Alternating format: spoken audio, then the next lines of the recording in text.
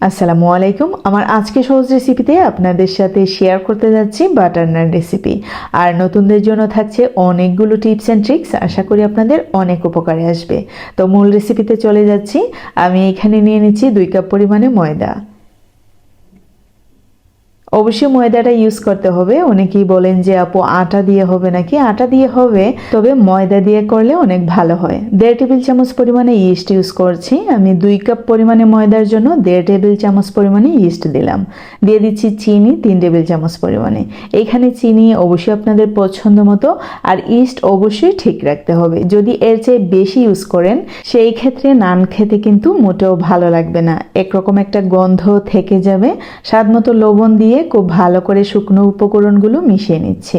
শুকনো উপকরণগুলো ঠিক সেই মতে খুব ভালো করে মিশিয়ে নিতে হবে। তারপরেই ইউজ করছি দুধ।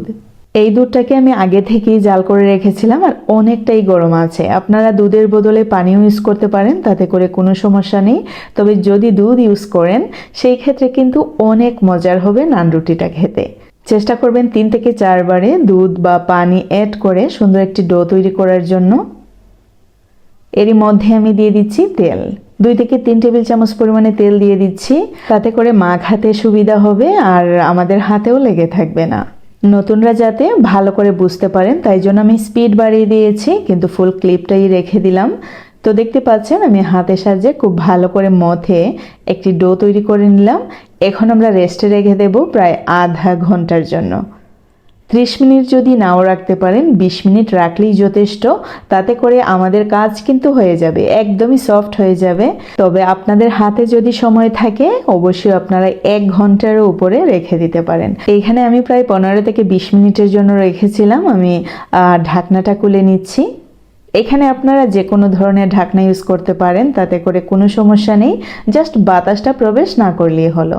একদমই সফট হয়ে গেছে, দেখতেই পাচ্ছেন। এখন আমি আমার পছন্দ মতো লেচি কেটে নিচ্ছি। আপনারা যদি চান এই 2 কাপ ময়দার সাহায্যে যে ডোটা তৈরি করলাম, এই ডো থেকে 8টির মতো নান রুটি আপনারা তৈরি করে নিতে পারেন। তবে আজকে আমি 5টি রুটি তৈরি করব। একটু পুরো রাখবো। আপনারা যদি আরও পাতলা করে করেন, আশা করি যে 10টা রুটি একদম সুন্দর করে হয়ে যাবে। কারণ হচ্ছে আমি অনেকটাই পুরো রেখেছিলাম, যেই রকম নান থাকে সেই রকম। যারা একদমই পাতলা খেতে পছন্দ করেন অনায়াসে 10টা রুটি আপনারা তৈরি করে নিতে পারবেন। আর এখন যে গুল্লাটুকু তৈরি করে রাখলাম, ঠিক আপনারা যদি জাস্ট ভাপে বসিয়ে দেন একদমই বাটার বান হয়ে যাবে। এই ডো থেকেই আপনারা পিৎজা, বার্গার বান, বাটার বান, এমনকি অনেক ধরনের পিঠা তৈরি করতে পারবেন। তো দেখতে পাচ্ছেন আমি কিন্তু একটি রুটি বেলে নিচ্ছি। আমি অনেকটাই পুরো রাখবো, আগেই বলেছি। আপনারা দেখে নিশ্চয়ই বুঝতে পারছেন যে আমি কতটুকু পুরুত্ব রেখেছি। চুলায় অলরেডি তাওয়া বসিয়ে দিয়েছি, আমি তাওয়ার মধ্যে দিয়ে দিচ্ছি এই রুটিটা।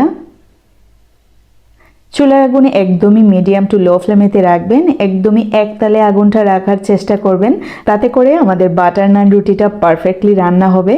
আর যদি আগুন বাড়িয়ে দেওয়া হয় একদমই ভেতরে কাঁচা থেকে যাবে আর উপর দিক থেকে হয়ে যাবে। যখন এক সাইড করে হয়ে যাবে, দেখতে পাচ্ছেন আমি কিন্তু বাটার ঘষিয়ে নিচ্ছি। এর মধ্যে আপনারা কিন্তু টুকরো করেও রুটির মধ্যে দিয়ে দিতে পারেন, তাতে করে কোনো সমস্যা নেই। আরেক সাইড উল্টিয়ে ঠিক সেম ভাবে আমি বাটার ঘষিয়ে নিচ্ছি। আমি যখনই বাসায় বাটার নান রুটি তৈরি করি আমি দুধ দিয়ে ডোটা তৈরি করার চেষ্টা করি, তাতে করে আমার বাচ্চারা খুব বেশি পছন্দ করে, এমনকি আমাদেরও অনেক ভালো লাগে। আমি যখনই রুটি, নর্মাল রুটি বলেন এমনকি নান বলেন তৈরি করি, আমি কিন্তু বেশি পছন্দ করি চায়ের সাথে খেতে। চিকেনের সাথে খাওয়া হয় মাঝে মধ্যে, আমার বাচ্চাদেরকে কিন্তু চিকেনের সাথে দেই। আর আমি রুটি করলেই আমার চায়ের কথা মনে পড়ে যায়। তবে খুব বেশি যে চা পছন্দ করি তেমন কিছু না, তবে একবার হলেও রোজ খাওয়া হয়। এই রুটিগুলি এতটা সফট হয় যে আমাদের কল্পনার বাহিরে, একদমই নরম তুলতুলে হয়। আমি তো পুরোটা ডো তৈরি করলাম লিকুইড মিল্কের সাহায্যে। আপনাদের যদি ইচ্ছে হয় আপনারা পানির সাহায্যেও ডোটা তৈরি করে নিতে পারেন, সেই সাথে 3 থেকে 4 টেবিল চামচ পরিমাণে গুঁড়ো দুধ অ্যাড করে নিতে পারেন। তো দেখতে পাচ্ছেন আমি সেম ওয়েতে সবগুলা রুটি তৈরি করে নিলাম। যারা এখন অবধি আমার রেসিপির সাথে আছেন তারা নিশ্চয়ই খেয়াল করেছেন এই রেসিপিতে আহামরি কোনো কিছুর প্রয়োজন হয় না, জাস্ট একটু ইস্ট এমনকি কুসুম গরম পানি বা দুধের সাথে ডোটা তৈরি করলেই কিন্তু আমরা এরকম ঘরে বসে সফট তুলতুলে বাটার নান তৈরি করে খেতে পারবো। তো আমি আশা করি আমার আজকের রেসিপিটাও আপনাদের কাছে অনেক ভালো লেগেছে।